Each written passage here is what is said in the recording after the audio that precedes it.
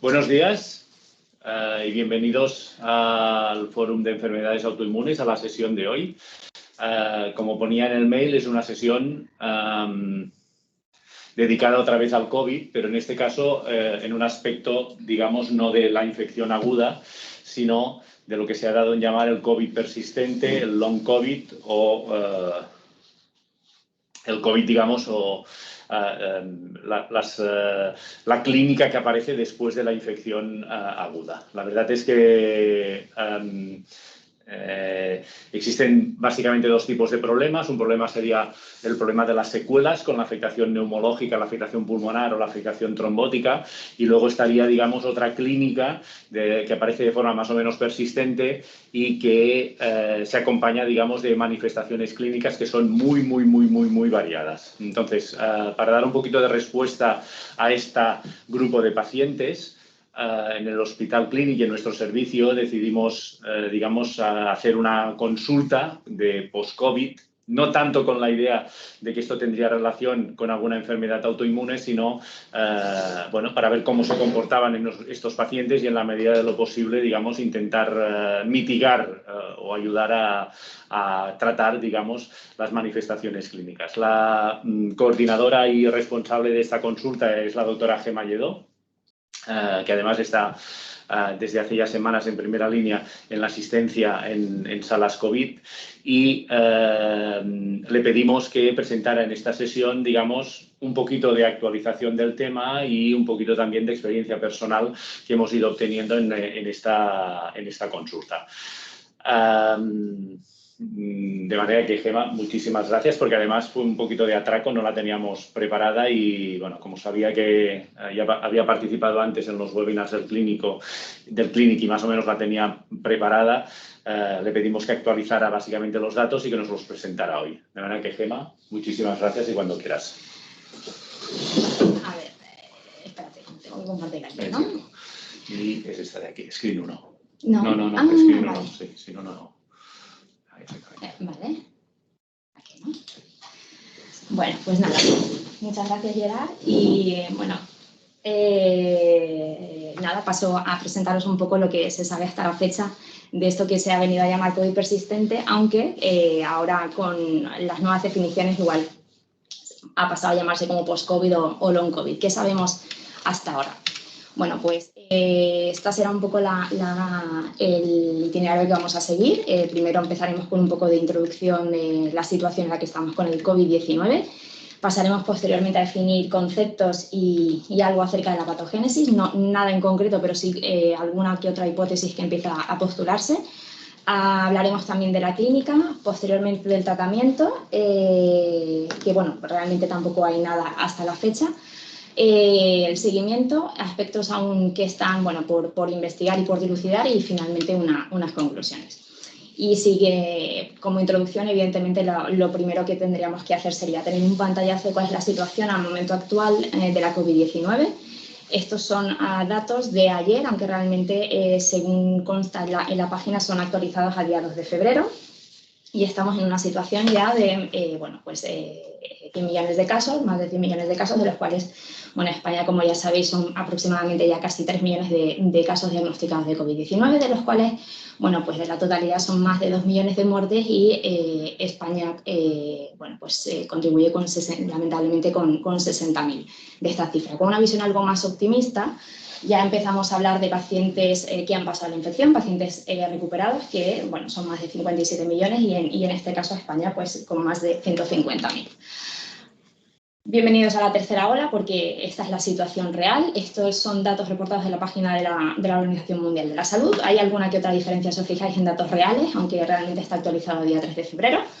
Pero bueno, pues básicamente sobre todo es para quedarnos con el concepto de por qué hablamos de oleadas, y es efectivamente pues en ese curso de aumento, claro, de la incidencia, tanto en situación global como en número de casos, como también en número de muertes. Cuando tenemos un poco la panorámica de qué está ocurriendo a nivel de continente, sí que llama muchísimo la atención que, fijaros, que pese a ser una infección que venía inicialmente de Wuhan, ¿no? de Asia, sin embargo ahora es precisamente el continente americano y el europeo los que contribuyen con mayor número de casos.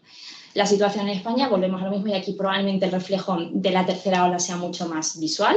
Efectivamente, pues estos son los casos confirmados. Pensad que en la primera ola muchos de los casos no se podían confirmar con test microbiológicos y se asumía el diagnóstico por clínica, radiología y parámetros analíticos compatibles. Pero esa situación ya con suerte en la segunda ola y en la tercera ola con un poco el mensaje de testar y de intentar identificar y confirmar los casos, bueno, pues la confirmación y el número en ese sentido son mucho mayores. La imagen es contraria, es una imagen especular, con suerte, el número de muertes. La primera ola fue una auténtica debacle. Nos permitió aprender, y gracias también un poco a los tratamientos que han ido demostrando mayor eficacia tanto en fase viral como en fase inflamatoria, pues conseguimos aplacar un poco el número de muertes en la segunda ola y en la tercera también. Entonces, bueno, ahora estamos nuevamente en lo que es, pues esto, en la tercera ola. Nuevamente hay muchos casos nuevos de COVID. Sorprende además que en esta ola además hay gente muy joven. Y con la situación de que convivimos también con gente que nos puede contar su experiencia una vez que han pasado la infección.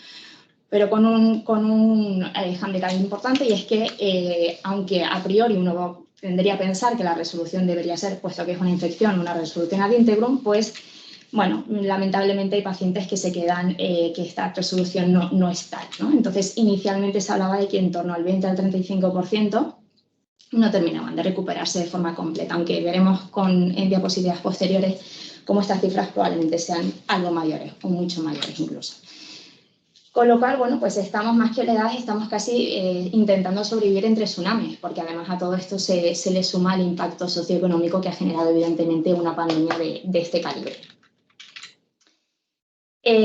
Para hablar de conceptos, bueno, pues es necesario mencionar fundamentalmente dos nombres. El primero será el doctor Komarov de Harvard, y que básicamente aquí lo que intenta es traducir un poco la experiencia personal de uno de los pacientes.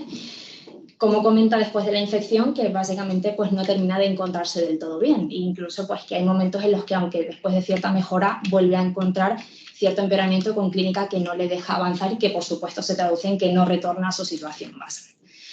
Esto es lo que ha venido a llamarse como long haulers, y dentro de esta situación clínica, que en el fondo son persistencia de síntomas, hay fundamentalmente, bueno, pues dos grandes grupos, ¿no?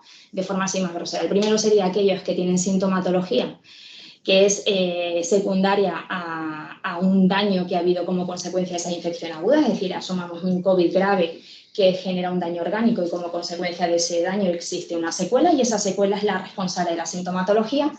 Y luego existe otro escenario de pacientes donde, sin necesidad de haber hecho un COVID grave, sino de hecho hacen normalmente un COVID leve y a lo mejor en domicilio, sin necesidad de ingreso hospitalario ni de tratamiento de ningún esquema terapéutico que se emplea hasta la fecha, pues son los que luego persisten con una sintomatología que va recurriendo en el tiempo. Y es lo que la otra persona a mencionar, evidentemente, pues es el doctor Fauci, que habla un poco de que igual este escenario empieza a parecerse a un síndrome postviral, pero sobre todo próximo a lo que es el síndrome de fatiga crónica de encefalomielitis miárgica. Y para entender un poco estos escenarios, que no son nuevos ni mucho menos, pues nada como recurrir un poco a hemeroteca, y es que el SARS-CoV-2 tiene dos antecesores como el SARS-CoV-1 y el MERS. Esta diapositiva ya la puse en el webinar del Aula Clinic, pero creo que es una diapositiva que no debemos perder de vista, porque básicamente es contar una experiencia que es la que estamos viviendo a día de hoy. Entonces, el primero de los artículos lo que habla es pacientes que después de la infección se quedan con una situación de fatiga crónica, de dolor, de debilidad, incluso afectación de lo que es la esfera más psicoafectiva. Próximo, pues pues al síndrome de fatiga crónica y fibromialgia. Fijaros que en estos dos trabajos, que son contemporáneos, ambos en Hong Kong, pero de distintos grupos, el primero llama mucho la atención porque lo que hace es comprobar que a 4 años después de la infección hay pacientes que persisten, más del 40% con comorbilidades de índole psiquiátrico, incluso con situación de fatiga crónica.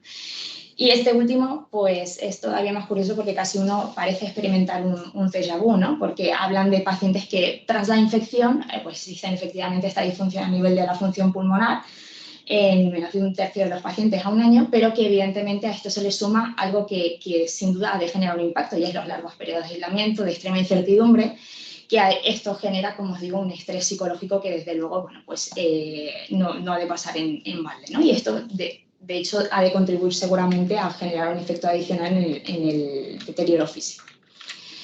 Bueno, vamos a pasar a conceptos. Bueno, en un intento de poder caracterizar mejor esta entidad, las guías NICE de a 18 de diciembre del 2020, bueno, pues intentan caracterizar mejor esta situación que empezamos a ver en este tipo de pacientes.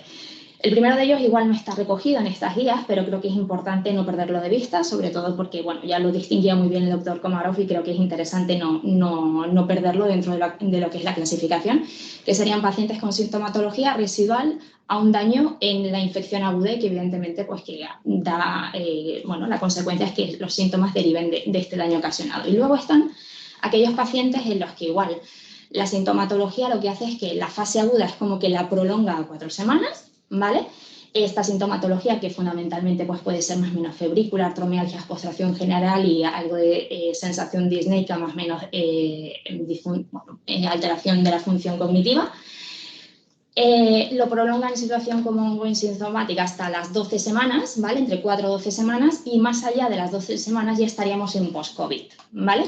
De hecho, engloba en un término algo más genérico a partir de las 4 semanas lo que ha venido a llamarse como long COVID, con idea de intentar desechar el término crónico y persistente, puesto que si os fijáis, bueno, crónico y persistente implica que esto no se va a resolver nunca y a lo mejor en un intento de ser algo más optimista, sencillamente, bueno, pues habla de post-COVID, pero no sabemos la duración del mismo, con lo cual, bueno, para no igual evitar ciertas connotaciones. Y sin olvidar y perder nunca de vista un concepto que, bueno, probablemente mencionaré en varias ocasiones, que es tener presente que los pacientes, muchos pueden tener un curso recurrente remitente, es decir, pueden tener momentos de mejora, que son los días buenos, como han venido a llamarse, y los días en los que, bueno, pues a lo mejor son intervalos de 3 a 5 días donde el paciente no se encuentra nada bien. Y esta situación de mejora y empeoramiento, la verdad es que es una de las cosas que más impacto genera en el paciente, sobre todo por la incertidumbre de cuándo se va a prolongar, hasta cuándo se va a prolongar, ¿no? Acerca de la patogénesis se sabe más bien poco, pero bueno, evidentemente hay muchas hipótesis encima de la mesa. La primera de ellas es que esta situación debe responder a un origen multifactorial, sin duda, que si no todo el mundo tiene el post-COVID, evidentemente el sujeto debe jugar un papel, ¿no? Ahí debe haber probablemente, bueno, algo de susceptibilidad genética o a lo mejor condicionado por el siguiente aspecto, y es que desde luego la tormenta citoquínica en el episodio agudo, esto tiene que generar a la larga pues probablemente una disregulación inmune que favorezca la persistencia de síntomas, aunque, como os decía, los que hacen tormenta citoquínica son los pacientes graves, pero pensad que hay gente que sin hacer un COVID grave hace sintomatología que se prolonga en el tiempo. Es decir, que esto evidentemente sería un aspecto más a tener en cuenta. Que desde luego el SARS-CoV-2 perdón, debe ser un trigger de una respuesta neuroinflamatoria que justifique parte de lo que luego, bueno, hablaremos un poco que sería la brain fog. Y luego existe también la posibilidad de que existan sitios donde el virus probablemente no termine de eliminarse y que funcionarían como santuarios, ¿no? Donde la replicación sería persistente. Entonces, bueno, solo sin detenernos demasiado en lo que es la fase aguda, pero sí que es importante tener presente, como ya sabemos, que la puerta de entrada del virus en el organismo es gracias, bueno, pues a la emplea el receptor de la enzima convertidora de angiotensina y que este receptor, como bien sabemos, no solamente se encuentra a nivel de tracto respiratorio, ya sabemos que tiene una distribución pleiotrópica y evidentemente pues esto tiene que tener mucha relación y condicionar que la expresión clínica de esta infección no sea exclusivamente respiratoria. Ya sabemos que hay complicaciones a otros niveles y que no solamente responden a las consecuencias de alguna forma de la tormenta citoquínica, ¿vale?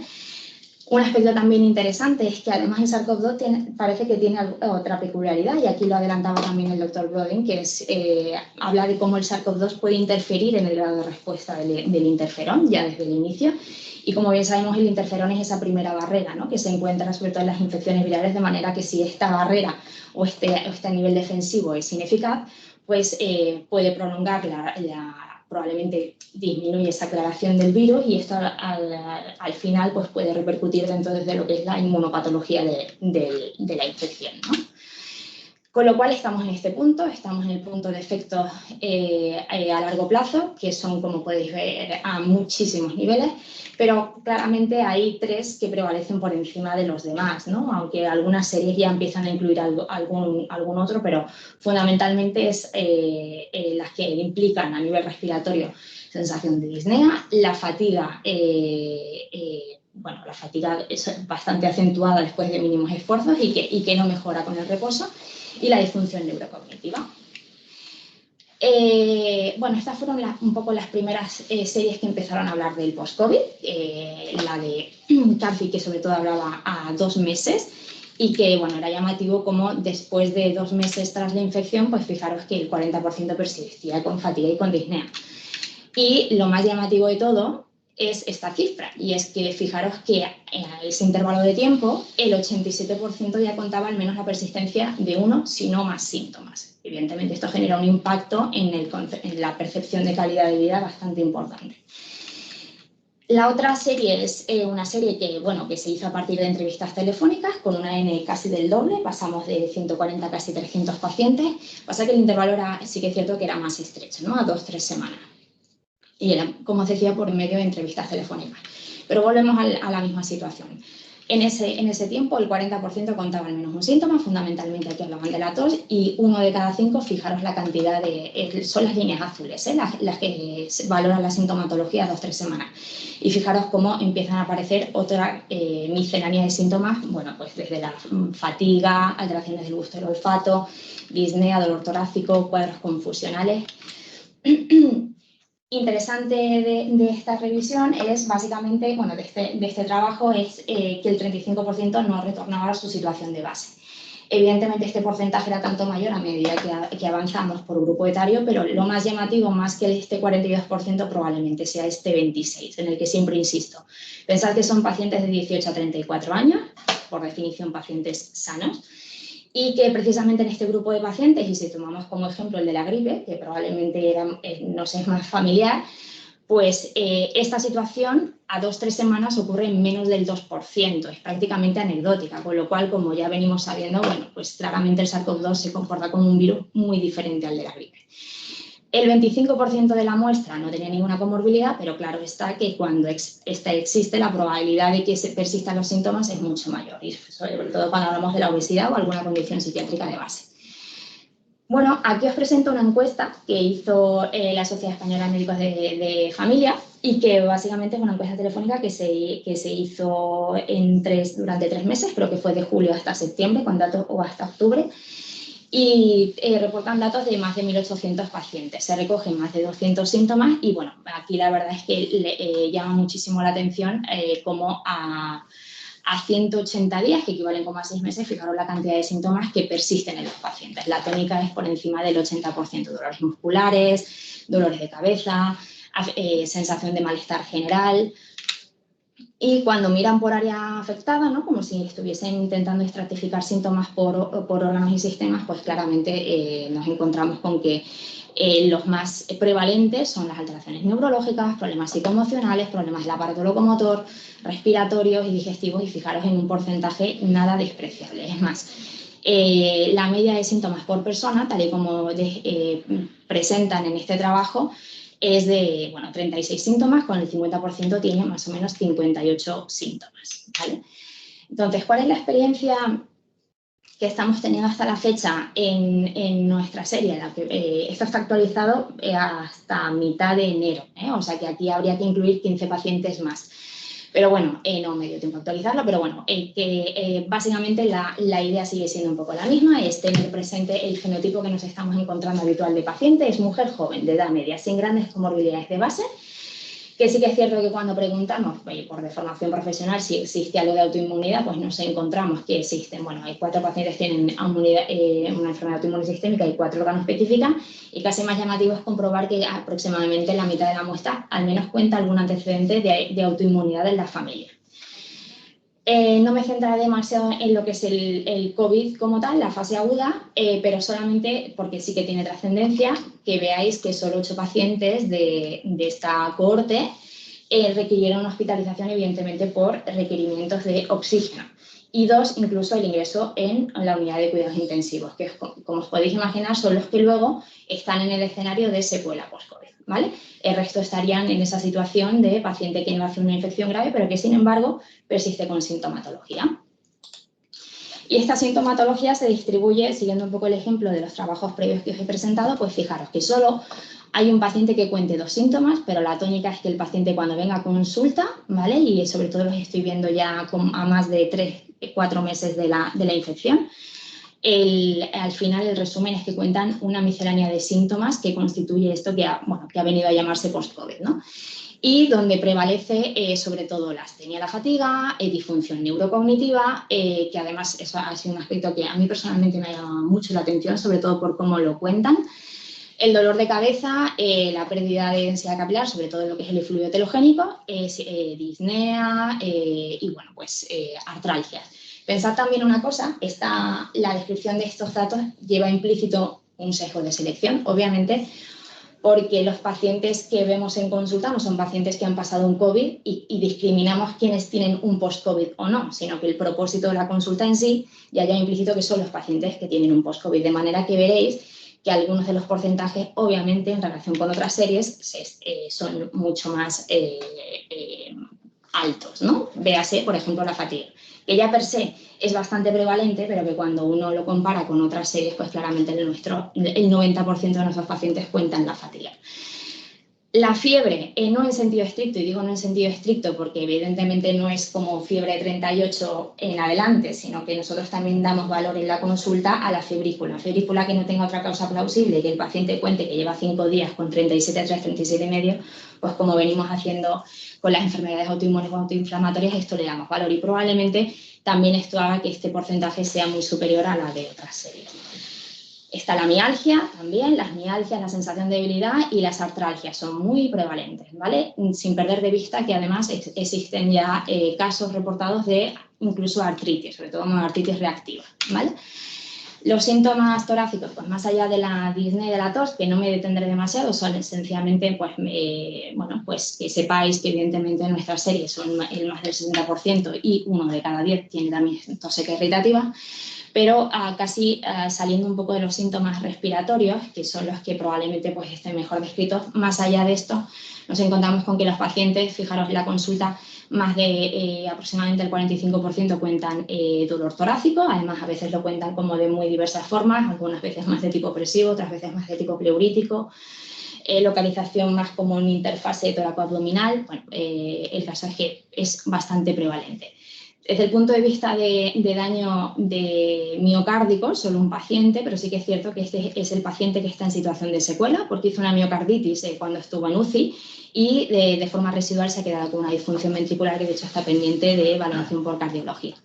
Y luego están las arritmias y palpitaciones. Las arritmias como tal, nosotros en la consulta no las hemos podido constatar, pero sin duda las palpitaciones es un síntoma muy frecuente, ¿vale? De hecho, fijaros que en más del 20% de los casos, aunque este síntoma probablemente, como veremos más adelante, merezca algún que otro matiz. Desde el punto de vista de afectación hematológica y trombótica, pues sí que es cierto que no es de los síntomas más contados en nuestra serie, de hecho solamente tenemos 2 pacientes con anemia de trastornos crónicos y un paciente con leucopenia y nada más, pero tener presente que hay casos de anemias hemolíticas. Sí que es cierto que en esta serie de casos, pues merece un análisis algo más detallado porque de estos 7 casos de anemia hemolítica, 4 eran en contexto de un síndrome linfoproliferativo, con lo cual, pues evidentemente probablemente juega más un papel el síndrome linfoproliferativo que el SARS-CoV-2 que probablemente pasase por ahí. Y desde el punto de vista de las trombosis, después del alta, ¿vale? Pues con suerte no es de las complicaciones más prevalentes. De hecho, nosotros solamente lo tenemos en un paciente que lo hizo, pero era un paciente de UCI que todavía estaba en situación de convalescencia y con inmovilismo. Probablemente esto jugase más un papel que el hecho en sí de haber pasado la infección. Dolor de cabeza, olfato y gusto, que bueno, supusieron de inicio las señales de alarma y que se han quedado como secuelas. Claramente en nuestra serie pues la anosmia por encima de la disgeusia y sobre todo también el dolor de cabeza. De hecho, está siendo tan prevalente que se ha llegado a crear una consulta monográfica para cefalea post-COVID, que de hecho está a cargo el doctor Obac. Tener presente también que esto puede tener cierta variación en el tiempo. Hay pacientes que a lo mejor pierden el olfato y lo que luego hacen es una situación contraria de hiperosmia o incluso cacosmia, y que estas oscilaciones pueden ocurrir en el curso evolutivo, ¿vale? Desde el punto de vista neurológico o neuropsiquiátrico, bueno, pues igual el neurológico es más en fase como muy aguda, pero teniendo presente que cuando ocurren estas complicaciones, evidentemente pasaríamos al escenario de secuela, y que en nuestra serie igual no está reportado, pero tener presentes los más frecuentes suelen ser los accidentes cerebrovasculares, ¿vale? Por encima de las hemorragias y de las vasculitis, que son casi anecdóticas. Y a nivel neuropsiquiátrico y afectaciones más de la índole un poco psicoafectiva, pues desde luego los pacientes, hay muchos que podían tener una situación de base probablemente, pero desde luego hay un amplio porcentaje que luego quedan con estas secuelas. Os pongo aquí P como dependiente de analizar, porque esto, bueno, es una cosa que más que analizarlo nosotros en la consulta, evidentemente pues no somos los médicos más indicados para hacer esta valoración, pero sí que estamos intentando derivar bueno, para que haya un soporte psicológico detrás, sobre todo para aquellos que lo necesitan. Y luego está la disfunción autonómica, que esto es un tema que ahora está como muy de moda, pero la verdad es que es muy interesante, que básicamente probablemente lo más llamativo sean los síndromes de intolerancia ortostática y claramente el POTS, ¿no? Que es el síndrome de taquicardia postural ortostática.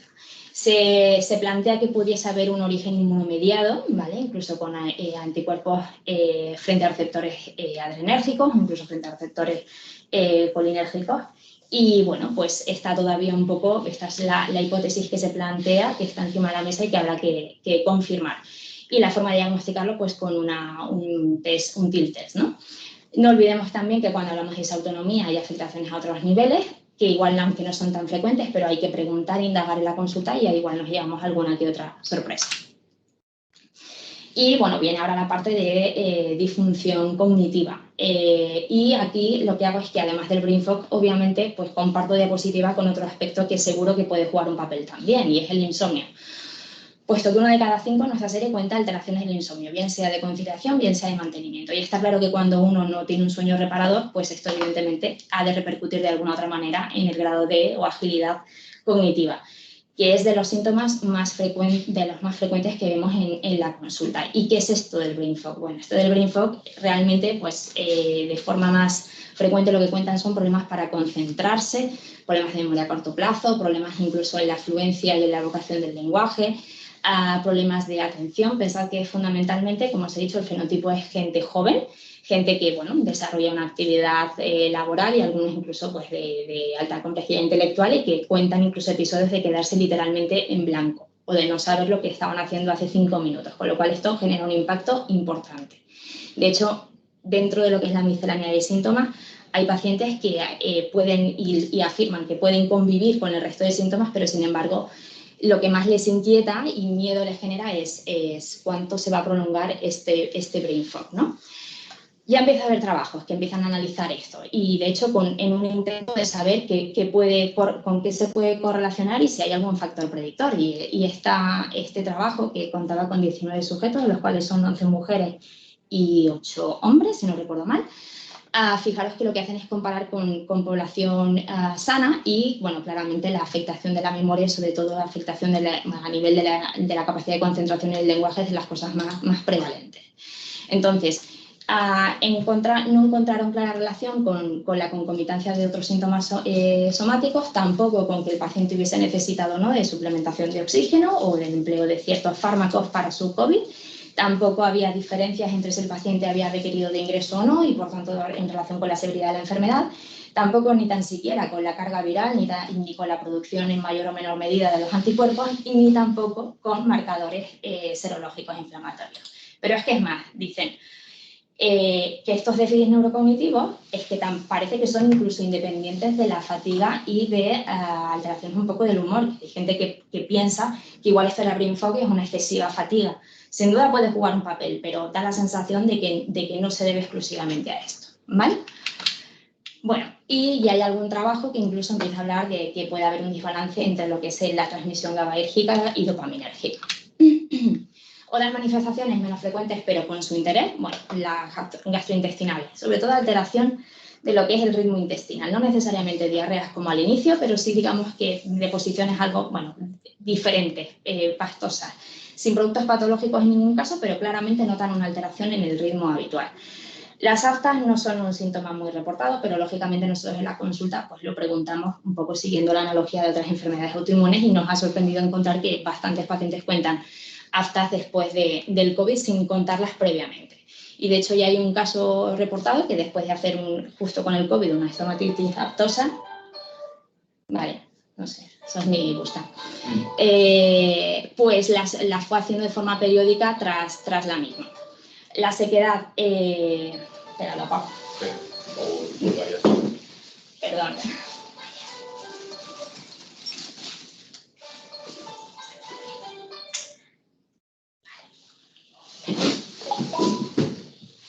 No sé sonorizarlo, pero bueno, ya está.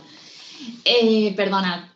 Bueno, pues la sequedad, pues presente en 1 de cada 4 pacientes. El efluvio telogénico en más del 60%. Pensad que el efluvio telogénico realmente no es algo exclusivo del COVID, ni muchísimo menos. Pasa en pacientes que pasan una eventualidad estresante y es que básicamente a los 2-3 meses del evento hay una pérdida de densidad capilar que luego se recupera sin mayor problema y sin dejar una alopecia residual. Serositis hay muy poco reportado, sobre todo en situación post-COVID, porque lo cuentan más en situación aguda y en cualquier caso de forma anecdótica. Y nosotros tenemos 2 pacientes, un derrame pleural y un derrame pericárdico, que sí que ha persistido a más de 12 semanas. Y no olvidar también la posibilidad de afectación a nivel endocrinológico, ¿vale? Tanto a nivel de disfunción hipotálamo hipofisario como a nivel también glandular per se. Y bueno, esta es una de las últimas series es una revisión sistemática y metaanálisis de lo que se ha venido contando precisamente de toda esta miscelánea de síntomas. Fijaros que después de revisar 18.000 artículos se quedaron fundamentalmente con 15, los cuales incluía 6 con pacientes que habían requerido ingreso. Creo que tiene algún matiz, sobre todo si vuelvo a decir, si recordamos lo que os he dicho hace un momento, las guías NICE, si ya empezamos a hablar de 12 semanas, bueno, fijaros que aquí en el seguimiento incluye 15 a 110 días, desde luego el escenario no es el mismo, y si intentamos un poco acomodarnos a lo que ya empieza a funcionar como clasificación de escenarios clínicos, igual esto merecería algún que otro matiz. Y bueno, pues evidentemente hay una heterogeneidad en los datos bastante importante y que algunos cuestionarios, pues se los hace el propio paciente y esto sin cierta supervisión, igual a lo mejor algunos síntomas o están infraestimados o todo lo contrario. Pero me gustaría señalar fundamentalmente 2 aspectos. El primero, el top 5, que es claramente lo que vamos viendo, la fatiga, fijaros en casi el 60%, el dolor de cabeza, alteraciones a nivel de la atención, la pérdida del cabello y la disnea, pero sobre todo y con mayor relevancia, que es que el 80% cuenta al menos un síntoma, si no más, ¿vale? Entonces, quiero decir que el impacto de la infección es cuanto menos llamativo.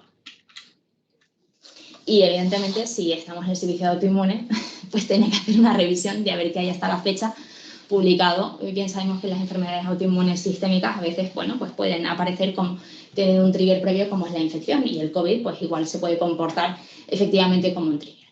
¿Qué hay hasta la fecha? Bueno, pues desde el punto de vista del lupus hay algún que otro case report, pero creo que no es del todo claro, porque hablan de síntomas y hablan de la presencia de unos ANAS. Y los ANAS ya sabemos que tanto en infecciones como en cuadros, incluso en pacientes que tienen cuadros oncológicos, pueden aparecer unos ANAS que no tienen mayor valor, probablemente se deba al contexto, si no se asocia, pues, por ejemplo, de algún que otro anticuerpo, alguna especificidad que le dé mayor peso al diagnóstico. Porque pensad que lo que hablan es, pues a lo mejor artralgias en contexto de unos ANAS y algo de citopenia.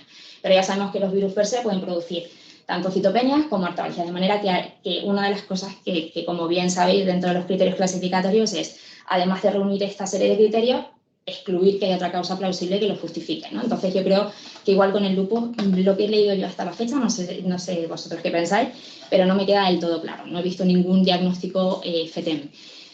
El síndrome antifosfolipídico, pues de esto sí sé que he hablado algo más. Una cosa será el síndrome antifosfolipídico y otra cosa la presencia de los anticuerpos antifosfolipídicos y en ese sentido habrá que poner todo en contexto.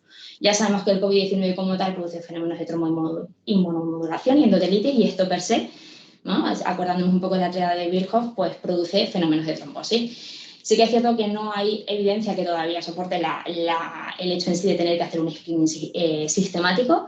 Y no olvidemos que los pacientes que hacen un síndrome de distrés respiratorio en contexto del COVID ya en sí muestran mayor tasa de trombosis respecto a los que no lo hacen. Y ya hay un trabajo en el que lo que hace es que compara la presencia de antifosfolipídicos en ambas situaciones y no ve que haya diferencias. De manera que probablemente sea un epifenómeno y el darle mayor o menor valor, bueno, pues habrá que contextualizar e individualizar. Respecto al síndrome de Sjögren, bueno, hay sequedad, sin duda, pero me parece que hay poco Sjögren desde el punto de vista al menos inmunológico y cuando uno hace pruebas con biopsias, pues aparte que no se reportan, alguna que he hecho yo tampoco tengo un diagnóstico definitivo. Desde el punto de vista de las miopatías inflamatorias, pues sí que es cierto que hay pacientes que elevan, hacen radiomiólisis con elevación de CK, pero esto ya per se lo puede producir la situación de distrés y shock. Entonces, bueno, los anticuerpos probablemente se tengan que pedir, pero dependiendo un poco de la situación y dependiendo de los síntomas. Evidentemente, si hay un paciente que ingresa con un COVID que hace esta situación de gravedad y además tiene hallazgos sugestivos, como pueden ser lesiones cutáneas, pues un Gotron, un tema heliotropo, pues probablemente este caso merezca más atención y mayor profundidad. Y si además va con anticuerpos, pues desde luego completar el estudio como venimos haciendo, probablemente pues con una resonancia, con una biopsia, para intentar encontrarnos con aspectos que se aproximen más a lo que es el diagnóstico como tal de miopatía inflamatoria. Y luego un aspecto muy interesante son las vasculitis, porque bueno, sí que es cierto que al final el COVID también es una enfermedad que, como vuelvo al concepto de antes, de tromboinmunodación y endotelitis y trombosis, bueno, pues se ha llegado a plantear si pudiese comportarse como una vasculitis light. Entonces, en este sentido, por ejemplo, bueno, pues este artículo sí que llama mucho, bueno, me pareció curioso por lo menos el concepto, ¿no? Y es que cómo diferencia pacientes mayores respecto a pacientes jóvenes, sobre todo por el concepto de, bueno, esto que ha venido a llamarse el síndrome inflamatorio multisistémico en niños, aunque ya hay casos reportados en adultos. Pero bueno, ¿en qué situación estamos? Pues los pacientes mayores que probablemente hacen esta fase severa respiratoria, se ha visto que las concentraciones de interferón son algo menores, ya sabemos que aquellos que tienen una peor respuesta, ¿no?, del interferón probablemente hagan una infección más grave, y estos se relacionan más con fenómenos más trombóticos probablemente, ¿no?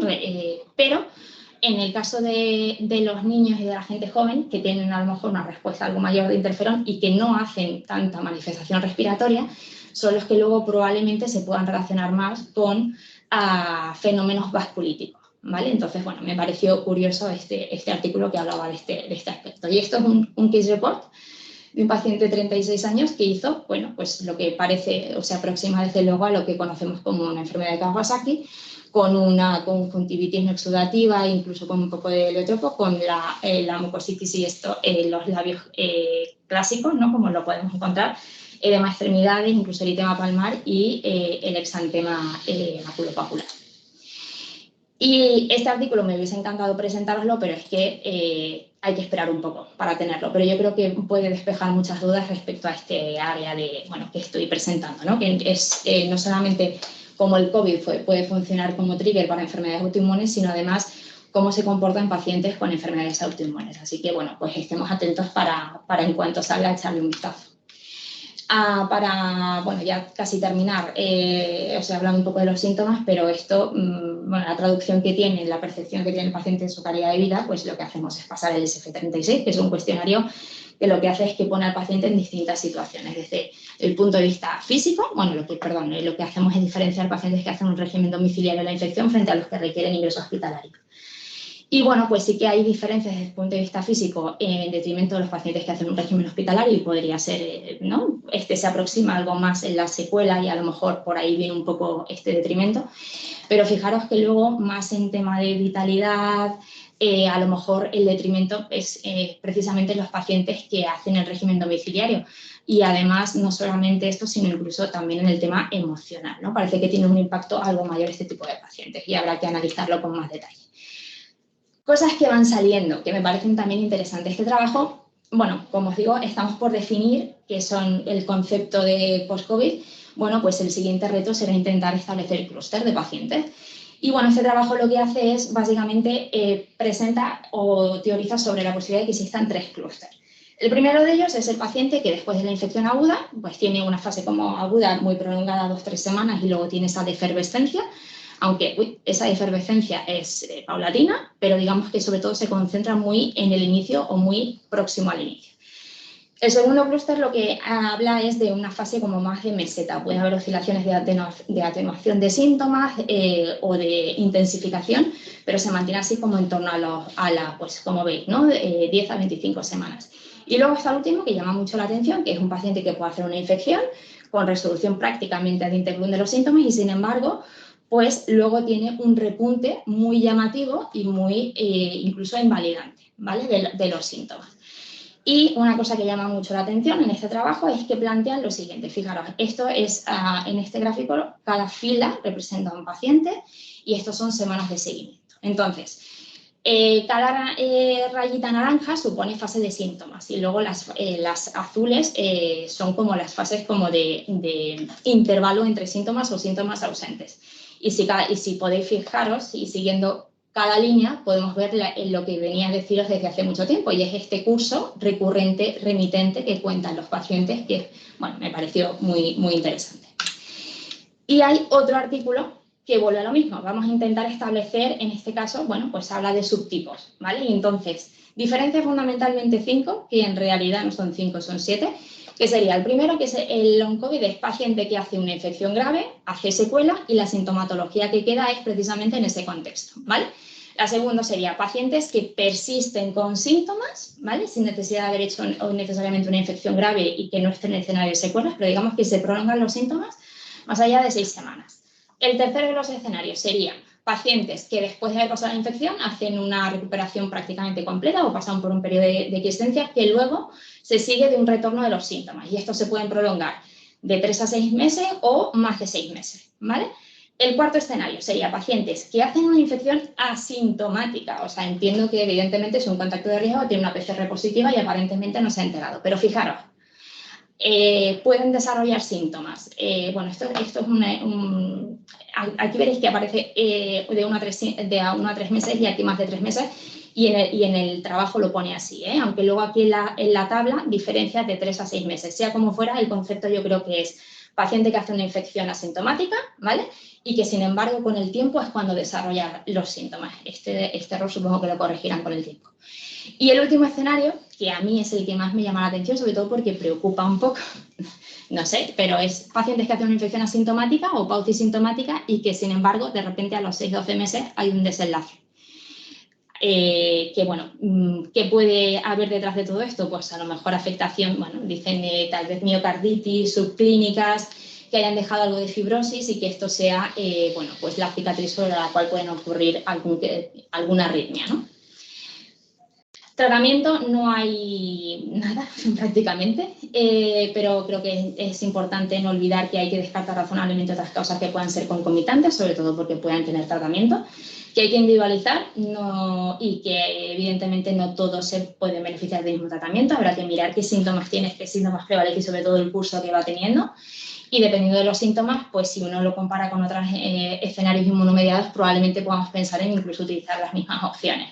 La rehabilitación física es súper importante, y además de la rehabilitación física, la rehabilitación neurocognitiva yo creo que también es importante. Y esto, ¿cómo? Bueno, pues intentar hacer algún que otro ejercicio que sea estimulante para ello, desde crucigramas, en fin, estimular la lectura es una de las cosas que intentamos insistir en la consulta también. Y sin duda el soporte psicológico.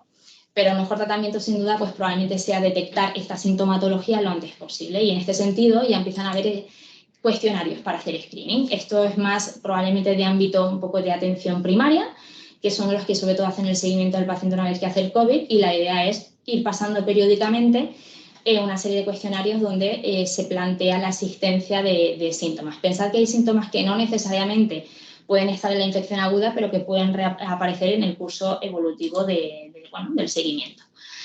Y por eso es tan importante el seguimiento, dependiendo de la sintomatología, dependiendo del paciente, sin olvidar el abordaje multidisciplinar, que creo que va a aportar un beneficio muy interesante al paciente, sobre todo porque el paciente, bueno, pues al final es un ser biopsicosocial y hay que intentar manejar todas las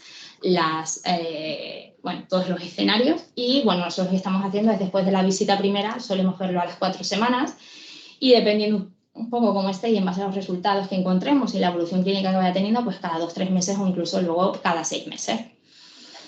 Quería, respecto al seguimiento, presentaros este trabajo porque creo que tiene su interés, aunque esté sujeto a matices también. Porque sí que es cierto que tiene una N muy potente, que son más de 2.000 pacientes. Hay una gran representación de pacientes que no han hecho un COVID grave, pero tiene sus limitaciones. ¿De dónde se extraen los pacientes? Como bien sabéis, los pacientes, con suerte, y más aprovechando las redes sociales, se agregan en colectivos. Y entonces, básicamente, hay colectivos en Facebook de COVID persistente, de long COVID, y entonces, bueno, fue un poco la fuente de reclutamiento de pacientes a los cuales mandaron encuestas para saber la evolución que seguían en el curso del tiempo. No había incluido pacientes de UCI, evidentemente no hay grupo comparable y, por supuesto, esto ya lleva implícito una selección, un sesgo importante, porque, bueno, evidentemente no están todos los que son, aunque sí que son todos los que están. Pero insisto que yo creo que la infografía es muy interesante, que fijaros, durante la infección, ¿vale? Digamos que estos están representados por color por número de síntomas, ¿vale? Entonces, fijaros que la tónica es que más del 95% pues cuentan más de 6 síntomas. Y a 80 días, verdaderamente, pues el 60% sigue en esa misma situación, de contar más de 6 o más síntomas. Y esto tiene esta traducción, que es que el paciente, después de la infección, el 85% tiene un concepto de estatus de salud muy bueno, pero que a 80 días esta situación solo ocurre en el 7,2%, de manera que más del 90% pues ve un detrimento importante en su estado de salud. Aspectos que hay que todavía, bueno, pues dilucidar, pues los factores de riesgo para hacer un post-COVID, las intervenciones que se puedan hacer, si es que existe alguna verdaderamente para mejorar esta situación, establecer bien la prevalencia real y por eso, bueno, insistir en el tema de los cuestionarios probablemente para hacer ese seguimiento y hacernos una idea mucho más fidedigna de qué impacto tiene esto en la sociedad. Marcadores pronósticos para desarrollar un post-COVID, saber mejor acerca de la historia natural del post-COVID, pues también hay que intentar saber qué hay detrás y validar métodos de screening para, como os decía, un poco en la misma tónica, ¿no? Para poder establecer y caracterizar mejor esto que nos encontramos. Entonces, bueno, conclusión, el COVID-19 sin duda es un fenómeno tsunamigénico, con este concepto lo repetiré siempre en todas mis presentaciones, que el SARS-CoV-2 está claro que es necesario, pero probablemente no suficiente para hacer un post-COVID, y aquí hay la susceptibilidad del sujeto de jugar un papel.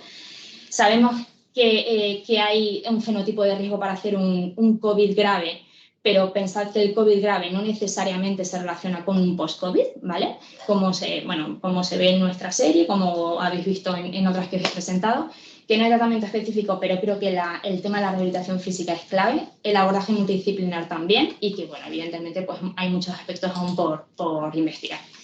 Y nada, bueno, estos son unos... Uy, me he pasado la diapositiva anterior, pero bueno, estos son como consejos para se pueden ofrecer al paciente de cómo conservar su energía. Y ya está, y muchas gracias. Bueno, esto es un mensaje un poco así, tal vez un poco cursi, pero básicamente haciendo un poco resumen del año que llevamos.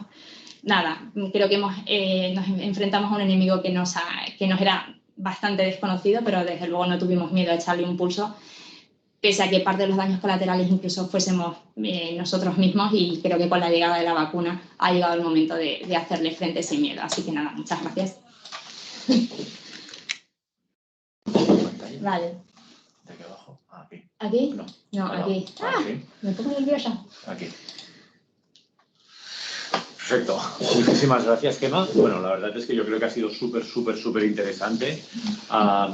Y es un poquito lo que te pedimos, ¿no? La actualización y un poquito también contar la experiencia.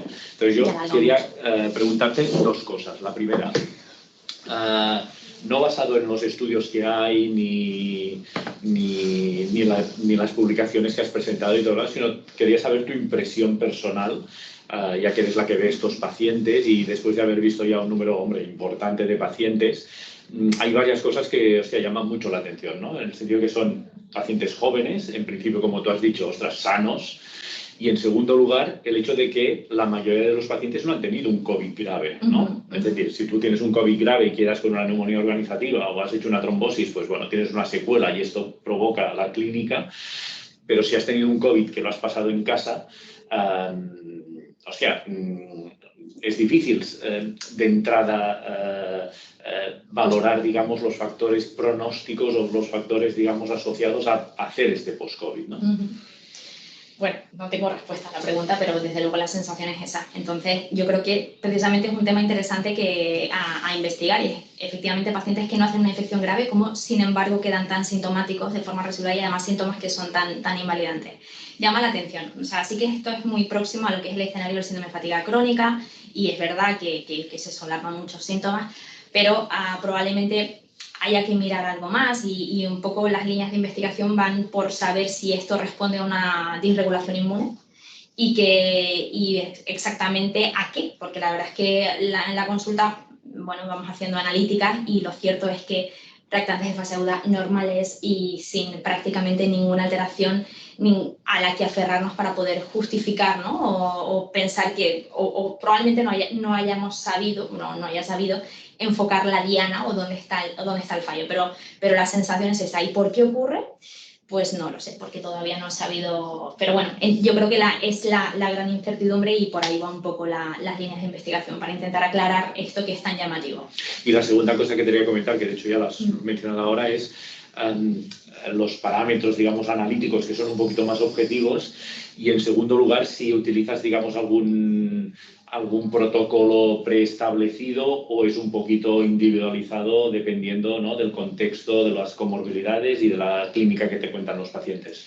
A ver, sí que, aunque todo está muy condicionado a lo que me cuentan los pacientes, pero como estamos en el escenario, por ejemplo, pues de mucha fatiga, mucha astenia y demás, evidentemente la analítica va completa e incluyo, sin duda, pues tema de un perfil de anemia, ¿no? Lógicamente, encontrarnos, como decía antes, es decir, también tratar de descartar otras causas que pueden ser concomitantes, lógicamente, y que además tienen tratamiento. Pues si existe una anemia ferropénica, evidentemente per se esto puede justificar una astenia, se suplementa y se reevalúa.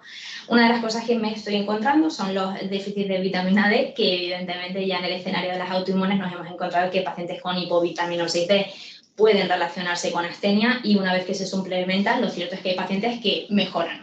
Y esa situación también me lo encuentro. Entonces sí que es cierto que un poco la batería de pruebas va desde una analítica básica con un proteinograma, con un estudio de anemia y con alguna batería de inmunidad, lógicamente.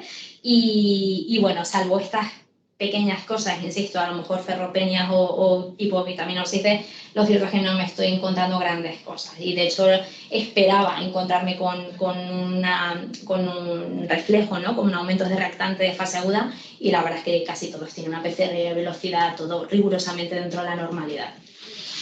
Muy bien. Si os parece, abrimos el turno de comentarios. Ricard. Bueno, en primer lugar, Gemma, muchísimas felicidades y sobre todo muchísimas gracias por haber tomado el liderazgo en esta área.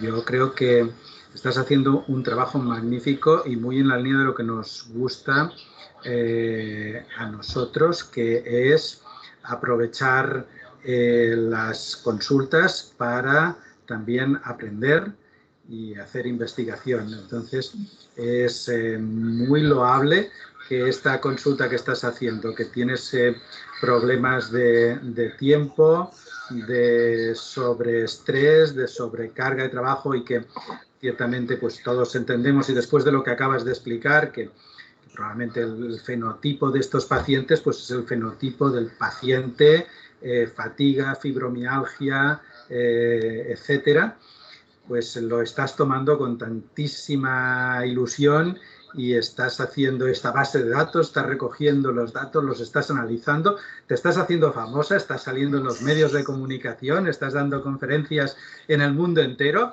y eso, de verdad, muchísimas felicidades. ¡Chapó!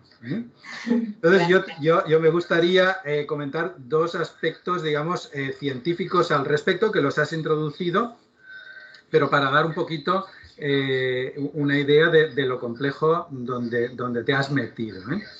La primera cosa es que estamos delante de unas manifestaciones que sin duda tienen un componente inmunoinflamatorio, pero que es el lado oscuro de este mundo inmunoinflamatorio. Las enfermedades autoinmunes, pues aquello claramente inflamatorio, pues se han ido haciendo múltiples progresos diagnósticos y terapéuticos en estos años. En esa parte fatigosa, fibromiálgica, brain fog, etcétera, progresos cero. Esto prácticamente empezó a conocerse un poquito más y a describirse, yo diría que hace unos 30 años, cuando yo terminaba la residencia, empezó a hacerse las clínicas de fatiga crónica, etcétera, y que nuestros pacientes pues tenían un cuadro pues equivalente a este. Y en estos 30 años seguimos diciendo lo mismo: ejercicio físico, hacer crucigramas, que descansen, etcétera, etcétera. Pero, y tenemos pues piececitas por ahí que nos dicen que esto ciertamente pues tiene un componente inmunomediado, con algunas citocinas, con los receptores neurológicos pues exacerbados, etcétera, etcétera, pero no avanzamos. Y se han dedicado esfuerzos, y ha habido pues, lobbies y lobbies políticos que se han dedicado, y no hemos conseguido en 30 años nada. Bueno, pues no sé, quizás esto es el trigger que necesitábamos para que se investigue más, ya lo veremos. Y ojalá, porque saldrán beneficiados estos pacientes post-COVID, pero sobre todo saldrán los miles de pacientes con fatiga y fibromialgia primaria y con fatiga y fibromialgia asociada a nuestras enfermedades, al lupus, al síndrome de Sjögren, etcétera. Y el segundo problema que tenemos, lo has comentado, es el sesgo de selección que creo que nos dificultará saber la magnitud del problema, pues, y no sé cómo lo vamos a solucionar, porque es cierto que tú estás viendo, claro, los pacientes que ya presentan síntomas, pero estás viendo algunos de esos pacientes, porque otros están yendo a la primaria pues está probablemente, ciertamente, en primera línea de este problema también, no solo de la atención a los pacientes agudos, sino también a estos pacientes con el COVID persistente. Entonces tampoco queda demasiado claro cuáles son los que nos llegan a nosotros, los que a lo mejor insisten más al médico de primaria, los que a lo mejor no saben que en primaria hay otro médico que está viéndolos, y no sé qué diferencia habrá. Tendremos en algún momento que comparar datos estos nuestros con datos de los muchos pacientes, que son muchos más que estos que estás viendo, ¿no? Que no nos has dicho la N, pero no sé, que van por 70 u 80 en estos momentos. Claro, ahora estamos en más de 50, lo que pasa es que reportados son datos de 38. Pero ahora sí que es cierto que como estoy viviendo más o menos 7, 8 nuevos cada semana, pues se traducirán muchos más. Sí, yo creo que hemos visto como 70 o 80 primeras visitas nuevas. Bueno, pues esto es solamente muy poco respecto a los que han visto, seguro, nuestros colegas de primaria, con lo cual tenemos que ver esto, si hay alguna diferencia o si es realmente representativo de lo que sucede en el post-COVID en general. Entonces, este es el otro aspecto importante que tenemos que intentar solucionar. Pero, en fin, muchísimos ánimos, enhorabuena, y sobre todo muchísimas gracias por el esfuerzo que estás haciendo adicionalmente. Yo estoy conectado ahora al comité operativo y tenemos que acabar hablando ahora de la siguiente sala que se cierra. Espero poder tener buenas noticias. No sé si quieres hacer algún comentario. No sé si alguien más quiere hacer alguna pregunta o algo. Muy bien. ¿Algún comentario más? No baja. No sé qué pasa. Vale. ¿Algún comentario más para Gemma? Bueno, pues si no tenéis ningún comentario más, de nuevo, muchísimas gracias, Gemma. Nada, esperemos, un placer. Seguro que dentro de unos meses, esperemos que no hablemos tanto de COVID agudo y ya podamos hablar solo de long COVID, ¿vale? Y nada, daros a todos las gracias por haber asistido a la sesión del Fórum de Enfermedades Autoinmunes, y os anuncio la sesión de la semana que viene. Es una sesión donde hablaremos de microbiota intestinal y cuál puede ser su papel en las enfermedades inmunomediadas. De manera que hasta la semana que viene. Muchas gracias a todos.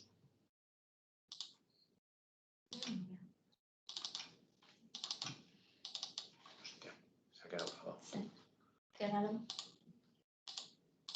Vale, cierra cosas. No, es que se ha quedado clavado ya. A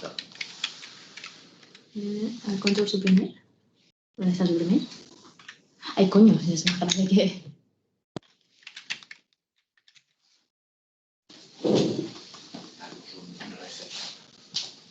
Bueno, esto... Espero